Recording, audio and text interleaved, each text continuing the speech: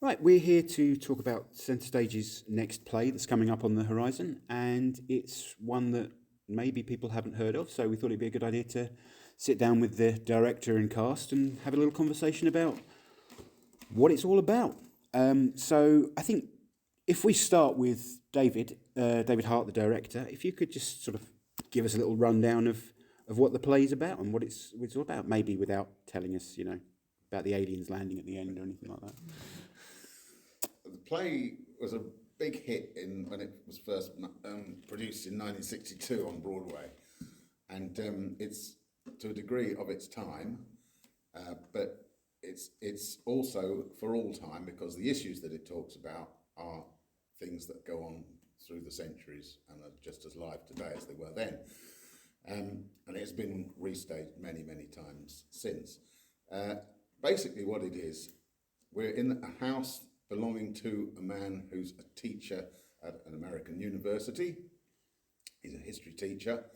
He is married to the daughter of the man who runs and owns the university and is the Mr. University, therefore is the most important and powerful person. He's married to her, and she, and all these people seem to have a bit of a drink problem, but they definitely drink a lot, and she drinks a lot. The two of them have been to a university function, and they've come home at 2 o'clock in the morning. He thinks they're really tired and it's the end of the day, and she suddenly drops this bombshell on him at the beginning of the play that they've got guests coming. And the two guests they've got coming are a much younger man who's come to the university to teach, and his wife, a young couple. And they are not really quite prepared for what they come into in this house, where there seems to be some sort of continuing marital warfare going on, and which they then become involved in through a series of games. These are what you might call truth and illusion games, for people to guess what is true and what is not, but they're also funny, and they're also absolutely vicious. And the play moves on from there and does this sort of roller coaster between being hilarious and being absolutely heart-wrenchingly horrible and sad at times. And that roller coaster is what the audience has to be taken through as well. And it's quite a ride, I can tell you. It's, I mean, I've only seen a small part of one rehearsal, and it gets quite intense, but it's also quite funny. It seems quite mature in some of the language, for example. It's definitely adult themes are explored in adult language. Yeah, we should say that from an early stage.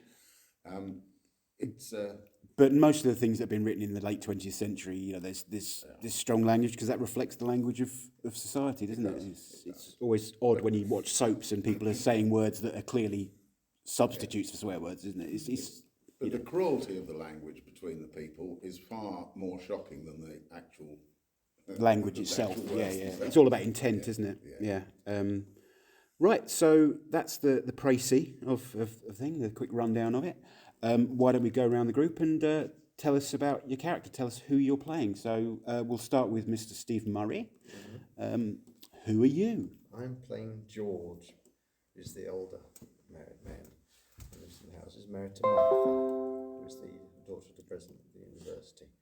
And, well, George is a bit of a disappointment, really, to lots of people. But he Typecasting, Steve. and, A university lecturer who's a bit of a disappointment. I mean, where's that come from? No idea. Yes, and this is the cause of problems, frictions, friction with his wife, and he's just not a very ambitious person, really. Is he a disappointment to himself, or is he just to the people around him? No, I think the way I look at it, George is quite happy in his own little world. He's settled for it, hasn't he? Yeah. He's found his little rut, and that's what's working for him. He's quite happy with it, and he's fine. If only it wasn't for his wife. She thinks he's a flop in more than one department as well. No, Mitch. Indeed. Get sued by Kenneth Williams. Probably not, actually. So then we have Lorraine Taylor, who is playing... Martha. I'm playing Martha. who is discontent with her life. Yes, married to George. White old slapper. Thank you. And yeah, she's not happy. Well, she's quite a party animal. She's the life and soul of the party. But she brings the party back to the house, and it's really when everyone really should be tucked up in bed. But she was married to George expecting more to come from the marriage. She has an awkward relationship with her father, I think.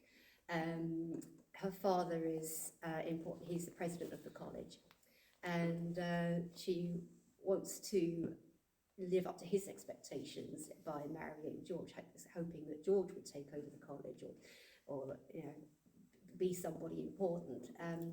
But that hasn't happened, and she feels very let down by that.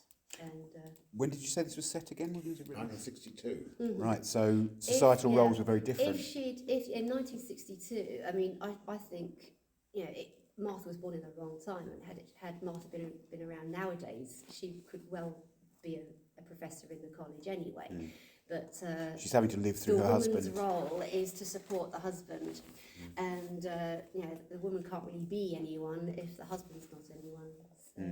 It's giving me Mad Men vibes, the TV show. I've not seen that. It's sort of, again, very much about these interpersonal relationships in the 60s.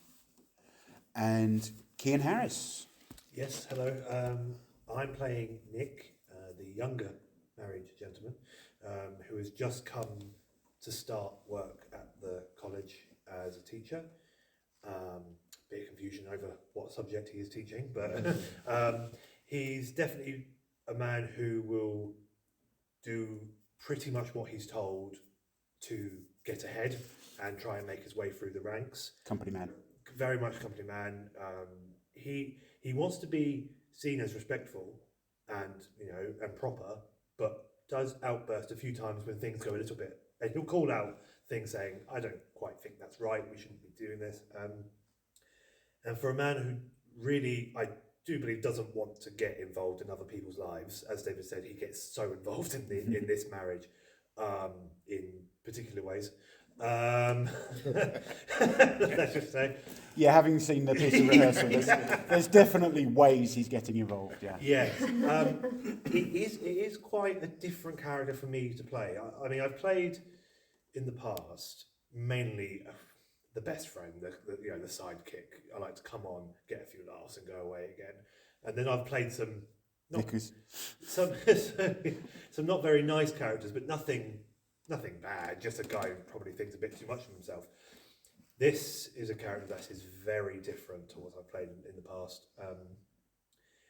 He seems quite timid and not really wanting to speak out, but then when he's backed in a corner, he can get quite cruel. And there is stuff revealed in the play that I do feel shows he's definitely a man of the time. The values that he's kept. And I'm not the biggest fan of him, but I don't think you're meant to be. I think by the end of it, you might want to feel sorry for him in certain places. I don't know if David could agree with that, but you're trying, but he makes it very difficult to feel sorry for him. I think with characters like that have that level of complexity to them, I think it is quite important as an actor to find a way to make them make sense, isn't there? Because in a play like this that's about real relationships and people and interaction, it's not panto. The person that is on stage, the character that's on stage, has not arrived there fully formed. You're like a certain way for a certain reason, aren't you? So, yeah, it's been quite difficult not to make it a caricature of just a snobby young man who's trying to make his way through life. And like where he does get a bit angry, not to make it so over the top that it is, like I said, just you kind of look at it going, oh, okay, but not. I want you to feel when you hear some of the lines that I come out with, like, oh, I don't like this guy. Yeah, I mean, I'm not saying you have to like them, but I think you have to understand them, don't you? Yeah. To go. I mean, I remember when I was doing Frankenstein with David years ago, I was playing the creature, And David's main complaint was that I seemed to like the character too much. And I was too sympathetic towards him whilst I was murdering children on stage. But you have to find a reason for the people to be like they are, don't you? Yeah. It's There quite is a good reason for him. Yeah. Yes. One good reason in his life for him to be quite dissatisfied. Yeah. Well, yeah, dissatisfied. To be who he is. Yeah, discontent and imprisoned in a way. Absolutely. It's good to have these challenges, though, isn't it? It's a bit of a Yes, no, stretch. as I said, it's been that extra step that I haven't had to take before, and it's definitely been interesting, and I really think it's going to look exciting, but also, as David said, like you're going to go on a roller coaster of emotions, and it's going to be fun. It seems quite layered. Yeah. Now we have Emma Cracknell, who's I think it's only your second role. Is that the stage, isn't it? Yes, Was it? Yeah, it you were in is. Snake in the Grass Yes. last year, was it? This time last year, Yeah, this yeah. time last year. And who are you playing? I am playing Honey, who is Nick's wife, and I think she's very much playing the role of a young professor's wife. And I think, to be honest, I think they're all victims to some extent of the cruel games that are going on. But I would say Honey is probably, I think the one that you feel sorry for the most. She's the least in control, would you say? She's not in control at all. She tries to take control at certain moments in the play, but no, she's not in control. I think she's, she's referred to as a bit of a simp. I don't think she's as stupid as people think that she is. I think she just would prefer to kind of be a little bit ignorant to what's going on. So yeah, you should definitely feel sorry for Honey. She's the butt of most of the jokes, particularly from George. As soon as she walks in the door, she's under attack. She's the most vulnerable. She is really, really vulnerable. Yeah.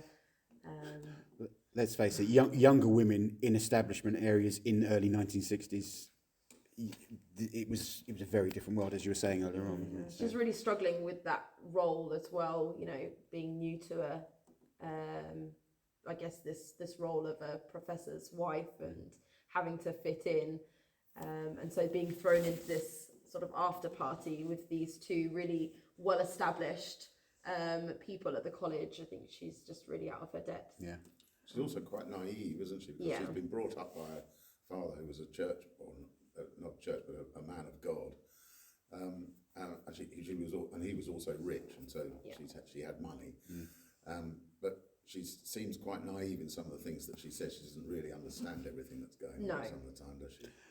But again, that's kind of the time, isn't it? Women, were expected to just look pretty and, it was... Serve food. Yeah. Keep house. Yeah. Right. So that's who the characters are. The rehearsal process, you're not far into it so far, are you? You haven't got long. It's a very quick turnaround on this one, isn't it? Yeah. Yes. So you're probably about, a quarter of the way through your rehearsal process? Because you're on in the middle of March, More aren't than a you? quarter of the way Yeah. through. Yeah, about a third of the way through. Yeah.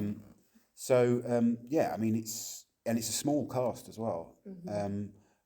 But as we discussed in our last broadcast that we did about educating Rita, it's working in small casts is interesting in a lot of different ways, isn't it?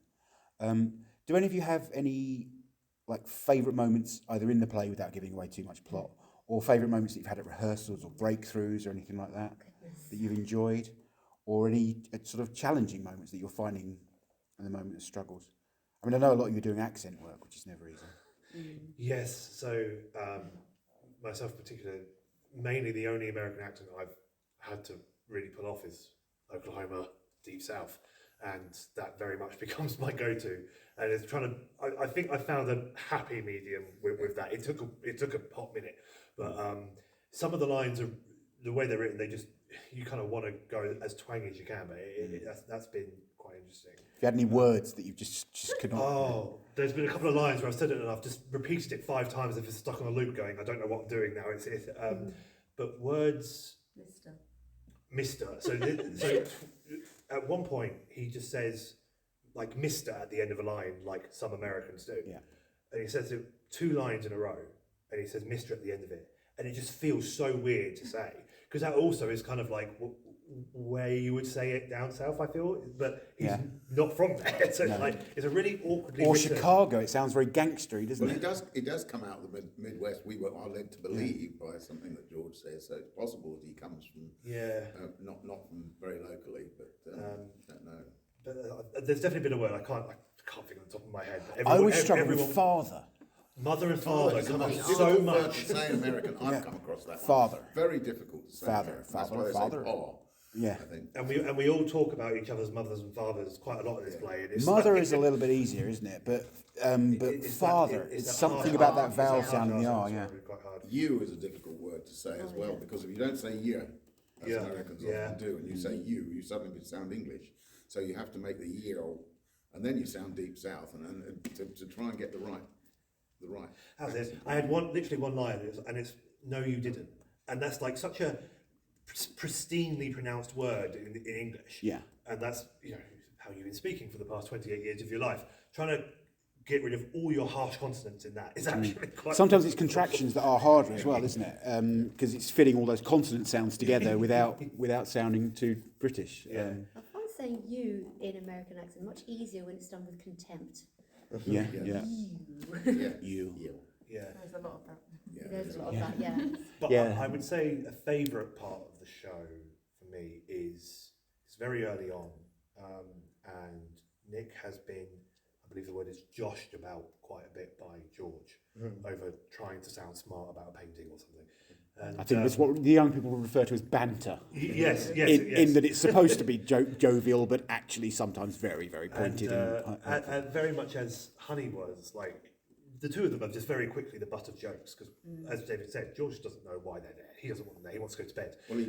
Well, one of the problems is that George knows the reason that Martha has got Nick to come, because she wants to get him into bed. She does that. I mean, we were talking around that earlier, David. You've just given it away. But I mean, that's not giving away too much out of the plot. It's quite obvious from very It's quite early obvious from on. the start, yeah. And that's what she has done in the past, we are led to believe. Yeah. But everything we are told in this play may or may not be true. Ooh. Yes.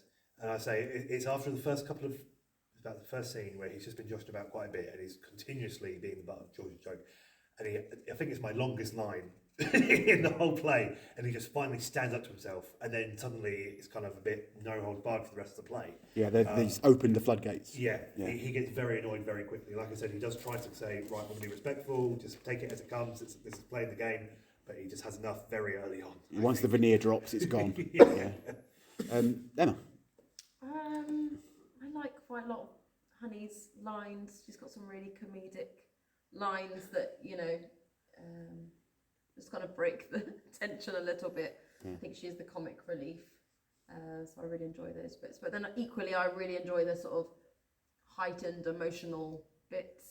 They're quite challenging. Well, sometimes it's those, it's those contrasts, isn't it? That makes, it's like I think I spoke about this on the last one. It's like a roller coaster. If you've gone up to be jovial to start with, you've then got a lot further to fall down than if you were just at sea level to start with.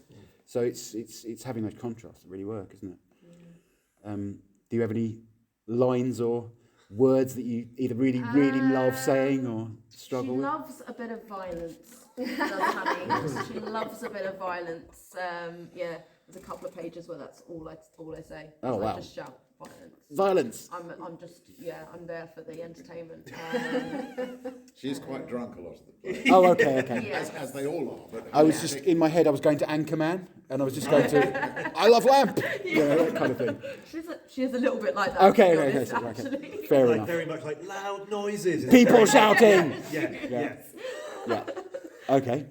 Lorraine. I can't pinpoint favourite moments. I do rather like squaring up to George and having our back and forth and our roller coaster of ups and highs and lows with the does start with banter. It starts off with sort of marital banter kind of thing going on. There's some real affection. There is affection. there is yes. affection. Yes. Is that where you sort of see what was there? That's the sort of like the foundations of their relationship. Yes. I mean, What could have been in a way. yeah. I mean, I believe they love each other. And Just don't always like each other. it's just the situation. You know, they love each other, but they are certain ways. I mean, he's not. Their marriage has not been what she's hoped for, and she takes it out on him an awful lot, and really digs it into him. Really has digs at him about this all the time. But he's really quite henpecked, isn't he? He's yeah, Seems poor that way. George. He's so henpecked. He's But, rather. such a bit of a red herring. She's such a battle axe. But you know, he can give us good When he skills. has He's to. very smart. He's very clever. He will, yeah. I feel in a way he's a bit like her carer, who has to put up with everything that she does and So, try. but again, that's very real in a lot of relationships. Isn't it? There's the one character in the relationship that's high maintenance, Yes. and the other person is the maintainer, is the carer. You know, Agree is what George is. yeah, and actually, in a lot of relationships, that's what's needed. The person needs to look after somebody. They need the drama, but they don't want it themselves. You know, so they like pouring oil over the troubled waters. Yes, and his retreat from that is into intellectual interests. Oh, okay. And he's a very intellectual character. He's the most articulate of all of them. I mean, Martha's nearly as articulate, but he is the most articulate. He has some lovely speeches. He does have some wonderful speeches. Some wonderful use of language. So is he a particularly emotional character? Because a lot of the others sound like it, or is there a sort of more of a detachment to him? It's quite suppressed. I mean, playing George is an Englishman, because the language really suits that. But, That's what Richard Burton's in anyway. All right. It's not entirely in no way. Surely Burton played him as a Welshman. Surely. yes, but yes, so it's marvellous. And he has his long speech as he goes on. You've got to try and maintain the interest of the audience for quite a while. But not too long, obviously, because No, they're obviously very it's not manageable. boring and No. doesn't play at all. It's very exciting. Funny enough, talking about maintaining the audience's interest, I understand you're trying out something very different for Centre Stage in terms of the staging of this. We've moved a lot of our plays onto the floor, and unfortunately, with the previous one, we did have some last-minute alterations to the seating plan, which meant that some of the sight lines weren't great. So I know, David, you've really gone and looked at the venue, and you've made a slightly bold decision for Centre Yes, Stage. I've decided to do this play in the round. Well, technically in thrust staging, isn't it? Yeah, Thrust staging. Three sides of a round, put it that way, not completely round. But I know the actors like this. I've done this when I've been doing Shakespeare in the open air. Sometimes we've been pushed indoors and had to have audience all round us, pushed indoors by the weather. And I found the actors like this. And it does very much free you up, because you don't have to all the time be thinking about who you're masking or which way you're looking or anything. You can actually behave in a much more natural manner. And because this is all set in one room and is entirely continuous, it's the most perfect Aristotelian drama in that the time is all in one and the place is all in one. And because of that, it seems to suit being in the round, and of course the incredible intensity of it, having the audience that close, I think, without having this, like the stage and the proscenium arch between the audience, is going to involve the audience much more and make it even more visceral. And I'm hoping that it will work. I think it will. I mean, I really think it will. It seems to be working at rehearsal, doesn't it? It's always nice having done some David Shakespeare's and doing stuff in rounds or thrusts. It feels so much more natural, and so I have found in plays that I've done before or other pieces, when you do have to worry about which way you're standing and who you're masking, you make some very unnatural twists and turns to get to a position that you need to go to. Here, you just walk there, and you don't have to worry then about, do I turn downstage or upstage? It's just turn as you would. I mean, I've always been a bit. I've never been a massive fan of when they teach you very, very early on in like it's like school acting, and you've got to talk in the V. You got to talk in the V, and there's like, see, that takes away the neutrality for me. Even though you might be masking some expression, You don't always have to see expression, I think. Well, I think the reason, as your former drama teacher, I wasn't mainly saying about the, you. the reason for that is because if you're not pointing it at the examiner when you're performing it, you don't get marks for it. Sat next to a drama teacher Yeah, as yeah. well, yeah. That's why we do that. But I think you'll find that when I was then directing you in things, No, like I said, Yeah, I wasn't aiming the citation at yourself. I always hated having to do it. But this It feels is It does feel really unnatural. This is nice, and I think it helps with getting that emotion across because you're not then worried about movement as much. Yeah, we want to be in the right place to say the line and then have the next thing happen, but it makes the lines and the connotation of the lines so much easier to get across when you're not worried about, oops, did I just turn upstage, or am I facing a wing? Yeah. Face a wing. That's what you need to do in this. And sometimes you will be standing between one of the other cast and the audience. For part of the audience. Oh yeah, but absolutely. But it's going to happen, as long as you give everyone a bit. Yeah. Everyone gets at some point a nice view. Yes, I keep saying that. Remember, if you've got a long speech, that to try and include everybody at some point during it. Share the love. That's what you got to do. Just share the love. Spread it around a bit. Promiscuous acting. That's what it is. I mean, have you done anything that's this close to the audience before, Emma? No, not for a very long time. Not since I was at sixth form did I do anything. Have I done anything in the round? Yeah. Thrust stage. Thrust. Yeah. No, I haven't. But it's really, really exciting, and I think it works so well for this because it's just so exposing. This whole play. There's just nowhere to hide at all from the audience. It's all the subject matter and the things that come out. It's just... I last year went to see a performance in the round down in London, and rather ambitiously, it was a professional show, and the director had not given the actors any blocking whatsoever. The actors were told just do what feels natural every night. They weren't blocked into positions at all. They literally just whatever felt right on the night of each performance. That's what they did.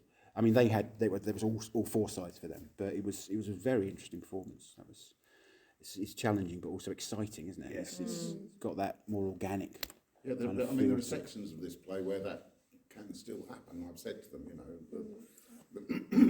well, I wouldn't say wordy sections, but sections where there's discussion and the real drama is within the conversation, but there is action in the play as well, and there are very fast play bits in it. Where everybody is like as I keep telling you, it's like a string quartet. There are four of them, and they're all a complete ensemble, and they all have to trust each other. Yeah. And and those pieces have got to be really tightly rehearsed. And Set got pieces. to know where they are. Yeah, the sort of set moments, or choreographed almost in a way. Yeah. But other bits, because I know, again, last time we were talking about Rita, and I know that you and Billy were talking about the fact that actually every rehearsal and every performance was slightly different because you were just reacting to what the other person was giving you. Yes. So that seems to sort of fit quite well with your style, Steve. Yes. Steve loves talking about his craft. He really enjoys it. I'll just do it. I mean, he's very good. I watch him in awe. Yeah, we all do. The legend that is Mr. Steve Murray. What I like about directing him is every time you do it, he gives you it differently. Absolutely. And you every now and again, I think, well, yeah, that was fine, or that was fine. Sometimes I think that's really good. Keep that, whatever you do. Yeah. And the rest of it, just we'll see what comes out on the night. Yeah. But, and I think also he's exploring the part by doing it. Yeah, absolutely. Yeah. I mean, again, for the previous one, Steve was playing a role that I had played. And like even at the first reading and the second reading, every rehearsal, it was like, I've genuinely never thought about that version of that line, and that really works really well. And it is through that experimentation that you find stuff, isn't it? Particularly with characters who are as sort of complex as these ones all seem to be. Who are such actors. A lot of these characters are actors, particularly George and Martha. They play out little dramas, little truth and illusion dramas. Yeah. And he goes into all sorts of different characters at times, in the play. I always find that I struggle when people are playing people who are acting on stage. They always have this. People tend to have this thing of wanting to show that the other person is acting, but actually, if that person's acting and they do that all the time, why are they not as good at it as you as an actor think that you are? So it's committing to the character, committing to the fakeness, isn't The it? great thing here is that nobody knows what is truth and what isn't. So Do they by nobody the knows end? when they're acting or when they're not? Does the audience know by the end what is true and what is not? That's all I need to Some know. I'm not going to things- ask about what it is. But Some crucial things do become clear at the end. Yeah. One very crucial thing right at the very end. Other things you're left to go away and think, well, was that true or wasn't that? I wonder. But isn't that what theatre should be? Absolutely. Yeah. You should walk out thinking. I don't see how you could walk out of this play not thinking. Yeah, it's got to. Otherwise, what's the point of it? You know, it's if it doesn't challenge the audience in some way. You know, if it doesn't change the audience slightly when they're walking out, then what's the point of it? And I don't mean change necessarily. Everything has to be like makes you go home and rethink your life, but you know, just No, having. this is the great thing about this play. It's both entertaining and thought provoking in equal measure, really. Both things. It's a joy when you find one of those, isn't it? Give me a sentence. Why should people come and see this play? I'm going to go. I'm going to do David last because then, you know, if we've run to 40 minutes, I could just tell him to shut up because. You know. When everybody's said something, Yeah. Well, you're the one that should know it the best, so you've got the most to say. We'll start with our newest member of Centre Stage to give you an opportunity. Okay. I would say, I think if you're like me and you knew the title of the play but didn't know anything about it, you should come and see it because you've got no idea what's coming. I think even from the synopsis that we've given tonight, you've got no idea. Oh, I haven't got a what's blooming clue. You've got a clue what's about to hit you. And I've seen a bit of a rehearsal, and I'm still. Yeah, it's going to hit you. Yeah. Yeah. So it's a journey. It's a journey, definitely. It's such a cliche, but it is. Yeah. Mr. Harris. Oh, okay. And you can't say just because you're in it. Well, no, absolutely not. It's very different for Centre Stage, this play. We're bringing something that is new, at least for the time that I've been in the society. And I think if you want something fresh and exciting and sort of stealing what Emma said, like a complete mystery. You know, if you like a mystery from a play, if you like thought-provoking plays, come and see this one. You will not be disappointed. Lorraine. It's deep, it's dramatic, it's got so many different shades, different moods. It'll bring you up and down, and it will leave you wondering things. It will make you think, and yeah, it's great entertainment and thought provoking And funny as well. and funny. Yeah, it's got drama. It's got some deeply nasty things going on, and some really funny things going on, and it will be very entertaining. And All it's been a human great life is challenge. here. It's been a fantastic challenge. And Steve. The play is just astounding.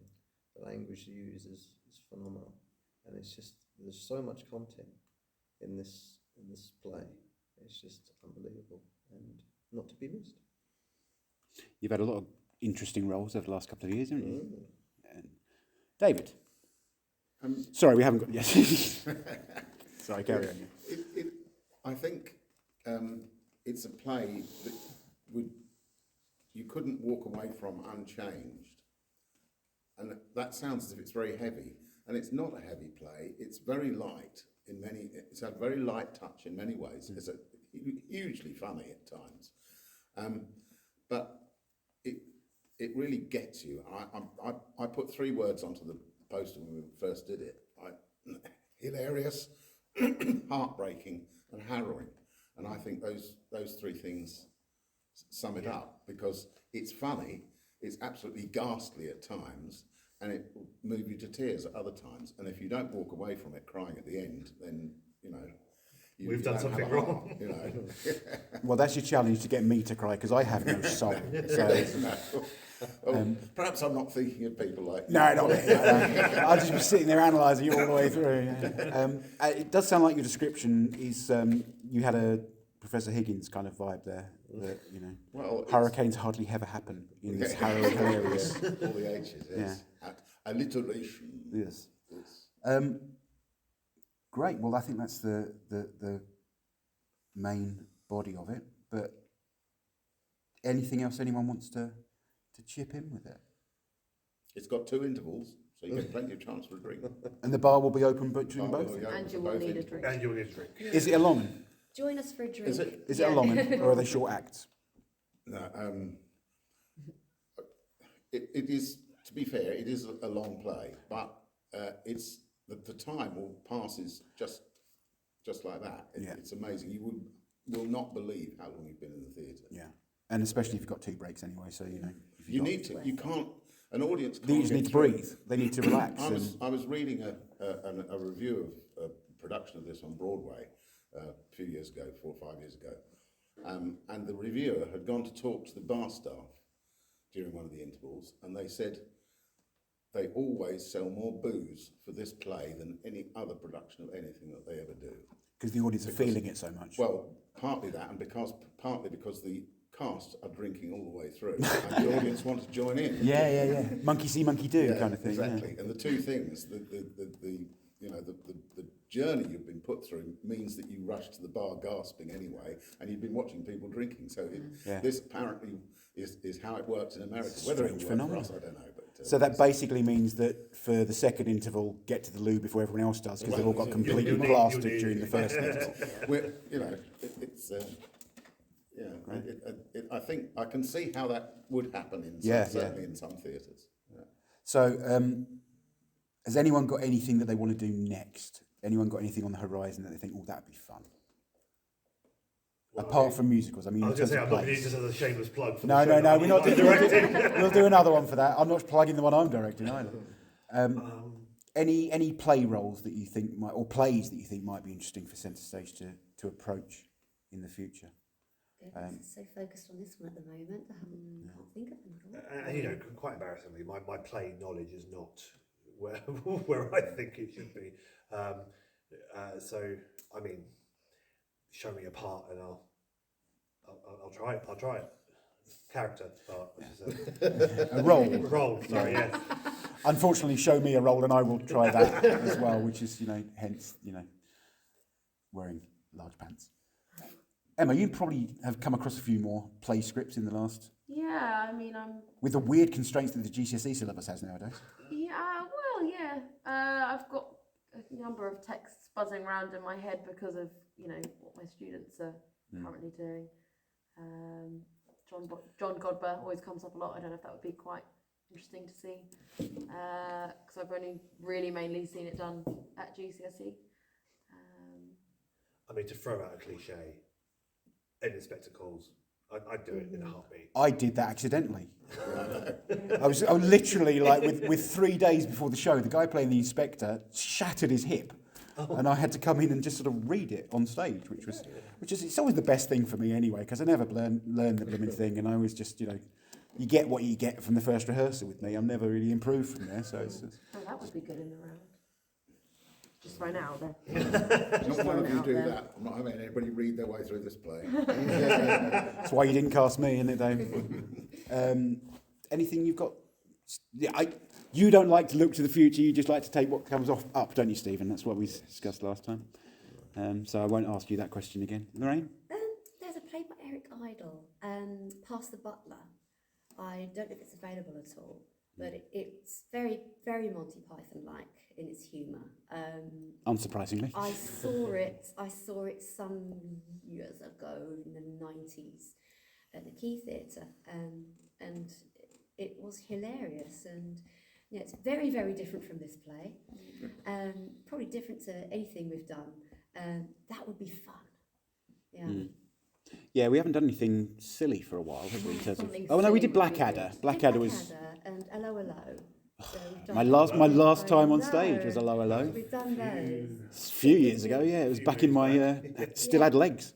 It was the last performance I gave on stage was René Artois in Hello Hello, and surprisingly, not one prompt through the entire run, David.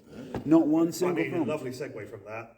When I was doing Hello Hello with Steve, I was off This Crabtree. Crabtree. Yes. And I went to a Comic-Con in Birmingham, and the cast of Hello Hello were there, the ones that are still around, and I met Arthur Bernstrom, and he signed my programme Oh, on wow. my face. Because I Awesome. said, I'm playing you. He goes, can I have your signature? He goes, of course, £5. I was like, yeah. Wow. But no, I met Arthur Bernstrom and the guy who plays Gruber.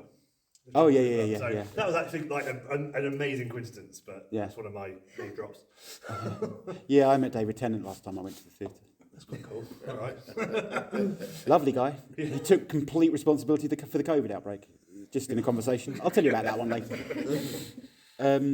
Right, so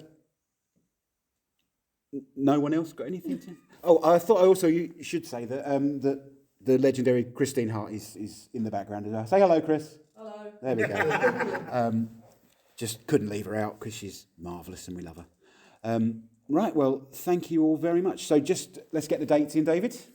The 21st to the 23rd of March, 7 p.m. start, because it's a longish play, so start at 7 p.m.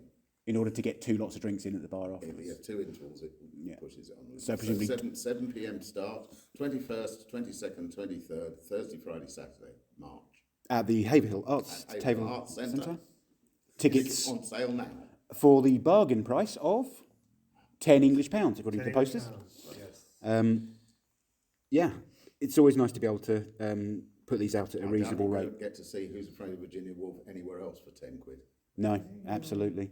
Yeah, I mean, when they're showing recordings of theatrical productions at the Arts Centre, there's one this week that's 22 quid Yeah. just for watching a film of a play. I mean, admittedly, it's Andrew Scott in Vanya, but it's still a recording of it. Live theatre. People who do plays at £10 a time wouldn't generally be doing something like Who's Afraid of Virginia No. Woolf. No, it's mass market stuff, isn't it, normally? Yeah, this is a bit more. But again, that's the joy of having these sort of just a few nights and smaller casts and smaller audiences. So any of my GCSE students listening, get some tickets. Cheap bit of theatre. See, last time Paul Gardner, the Castle Manor drama teacher, was in it, and he specifically didn't want his students to come and watch it because he was worried about if I can't fail in front of them, and I think he got inside his own head massively about the whole thing. I used to love my kids coming to watch me do panto because it was like, I don't care. But it's an interesting challenge. But there's definitely the parental advisory on it, just saying. Yeah, there's definitely There are some Rudy There are words. some rude words, yes. Yeah, and some Rudy activity by the look of it. Yeah. My son is doing his GCSE, he's doing drama GCSE. Yeah, don't come. Well, Don't come see him. he knows some of my lines because I've got them all plastered all over the wall. Oh, you've got your serial killer wall, haven't you? Yeah, Lorraine Seen it and it Lorraine was- showed me this, and honestly, it looks like she's working out what a serial killer has been doing. All it needs is the little bits of red string going from one point to another. Yeah, Honestly, I thought it was a good idea at the time because I really want to learn. There's so many lines and I've got to learn them. so I'll go completely psychotic and scribble them on the walls. And they were in the front room, and I did the bedroom as well. The bedroom was too much. I took them down. And hopefully it'll work. Yeah, let's just hope the vicar doesn't come round to tea when you've got those F's and Jeffs written all across your front room wall. Well, I've actually blanked them out, and a particularly bad word I have to say I've actually cut out because the It's getting more the serial black killer. marker pen will not cover completely. So Well, so you've actually cut words out of it as when well. my son comes down from Wow. playing the Xbox and looks around, he does not like seeing certain words. So if anybody gets a I letter want that's a all big words sloppy cut kiss out of... blasted across the. Newspaper cutout. Yeah. It's just as well Steve doesn't do this. He'd have to hire a function room to get all his lines. Yeah. Wow. Blimey. Okay, on that note, on that note of mild psychosis, I think we'll finish there. So thank you very much, Emma, Kian, Lorraine, Steve, David, and Chris. Thank you. And hopefully we'll have another one of these coming out soon for future projects. Thank you very much. Thank you. Thank you.